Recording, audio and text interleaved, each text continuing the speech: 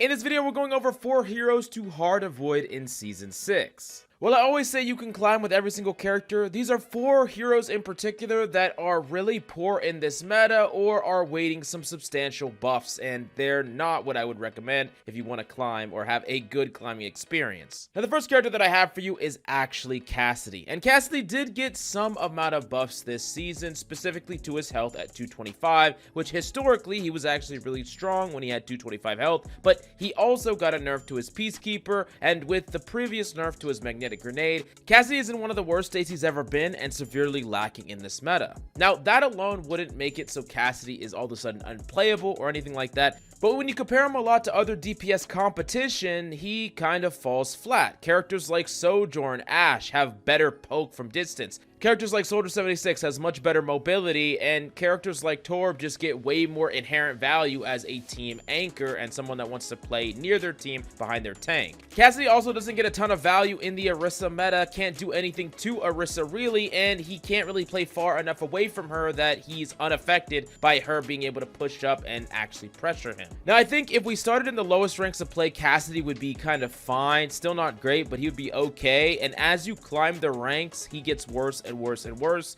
until he's completely eclipsed out of the meta. Now, I'm going to be honest, I don't exactly know what you would do to Cassidy in order to make him viable. I've been saying a lot that we should just get rid of his Magnetic Grenade and replace it with a completely different ability, but I want to pass the question off to you. How do you feel about Cassidy? How do you think that they should change him to make him viable? Is it the meta's fault? Is it his character's fault? And if you could change something about him, what would it be and why? Let me know down below. Now, before we talk about the other 3 characters that you should avoid, let's talk about some honorable mentions. Both Bastion and Orisa are characters that you're going to want to avoid if you don't want to be forever alone, because yeah, okay. Anyways, moving on to Roadhog. This is a character that has basically had changes slotted for the longest time. Ever since his huge nerf that made him not even functional as a character, really. He's very inconsistent. He's not very strong. Every other tank is better than him. He's probably the weakest character in the game right now, and Blizzard is okay with that. They made it so he was unplayable, because before, when he had consistent one-shot capabilities, he was literally breaking the game in half. So I understand those things, but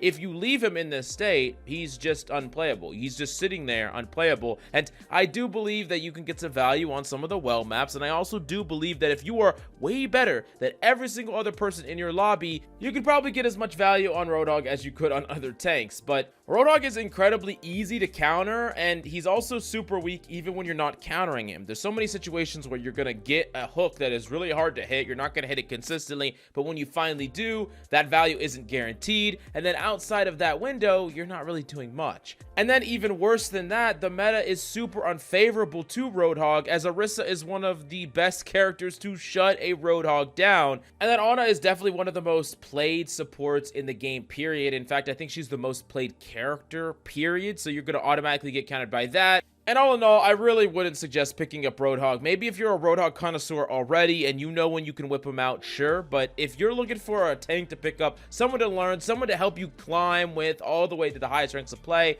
I would really not suggest picking up Roadhog, although he will probably be getting some pretty substantial changes when Blizzard finally decides to rework this character. But at this point, it could be a season or 2 until then, so we have no idea for sure. So I would just wait on the Roadhog locking. Now, next up, we do gotta talk about Widowmaker, and this one's a little bit of a tricky one because I think that Widowmaker can still get a lot of value on the right maps in the right hands, but Widowmaker receiving that damage fall off nerf really hurt her on her best maps, and there's many maps where she was like a slam dunk pick, seeing the majority of her pick rate. All of a sudden, she's not really that great on these maps, and other characters would probably be better, whether it's a Sojourn, an Ashe, a Hanzo, or other characters entirely. Those characters are going to get more consistent value than Widowmaker is going to be able to. And then on maps that have closer sightlines, Widowmaker was already weaker than these characters. In fact, the way that you play Widowmaker is kind of really fundamentally all over the place, because in the past, at least historically, you would always want to max out all your ranges because your effective range was longer than everyone else, so you could play at these super abusable long distance sightlines, but now you can't do it nearly as much. In fact, you're only really rewarded on Widowmaker if you're someone that really knows your effective range, your distance, your one-shot distance, so that you can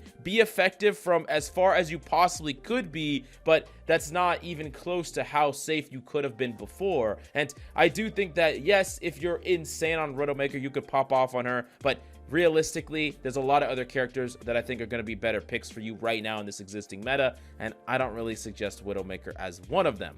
Now, as far as what should happen to Widowmaker to make her more viable in the future, that is a little bit harder to answer, mainly because you can't just revert her one-shot from any distance capabilities, because she was causing a lot of problems in the game. In fact, all one-shots cause problems in the game. We've been talking about that a lot. I still don't think Hanzo should have one shot, even though I'm a Hanzo player, and that's a conversation for another video. But they would need to compensate Widowmaker in some way. I've said this before. You take away the one shot, whether it's on Roadhog, whether it's on Widow, and you make it less reliable, or you remove it entirely, but you compensate it by giving them something else. So I do think that just like a Roadhog is getting some substantial reworks, Widowmaker probably should as well. But let me know what you would do to Widowmaker down below. And I'm specifically talking about balance, goddammit. Anyways, moving on to Wrecking Ball. And if you're curious why Wrecking Ball is having such a hard time right now in Overwatch 2, and especially in this meta, Yido did a really good video called The Fall of Ball that I'll recommend. It'll be in the description down below. But as a TLDR, Wrecking Ball is having a ton of problems with not only the meta, but the power creep of a lot of the new characters in the game. And Wrecking Ball has always kind of existed in the meta as a character that is either not very consistent or a character that is completely overpowered. And we've gone through a couple of cycles of one or the other, and right now he's just in the not very consistent camp.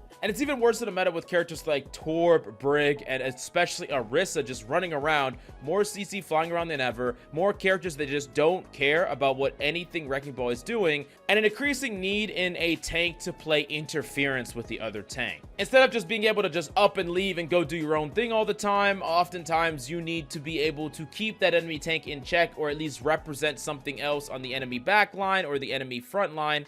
And with Ball interacting really poorly with tanks and with a lot of characters just being able to ignore what Ball is doing, you're not really providing enough pressure to help your team as much as other tanks would be able to. And all that kind of comes down to Wrecking Ball being a rather poor pick in the existing meta. Now, if you are an absolute GOAT on this character, and especially if you are like sub-masters, I would say that you could play Wrecking Ball just fine and really pop off and dominate with this character, especially if you're willing to swap when you're kind of confronted face first with a whole bunch of different counters. But ultimately, I do think that Wrecking Ball still has a hard time getting value, and there's a lot of tanks that can just carry and climb a lot easier, so you're really making the game a bit harder on yourself. But if that's what you want to do with Wrecking Ball or any of the characters, you just want to play the characters you want to play, you want to get really good at them, then don't let me tell you otherwise. This is just suggestions for people looking for characters to play, or maybe looking to tighten their hero pool, and these are the ones that I would suggest making that cut, or perhaps characters that you shouldn't pick up in their existing state. But definitely let me know if there's any characters I missed, if you agree or disagree down below, and smash that like and subscribe if you enjoy the content. Thank you so much for coming by. I hope you enjoyed the video, and I will see you next time.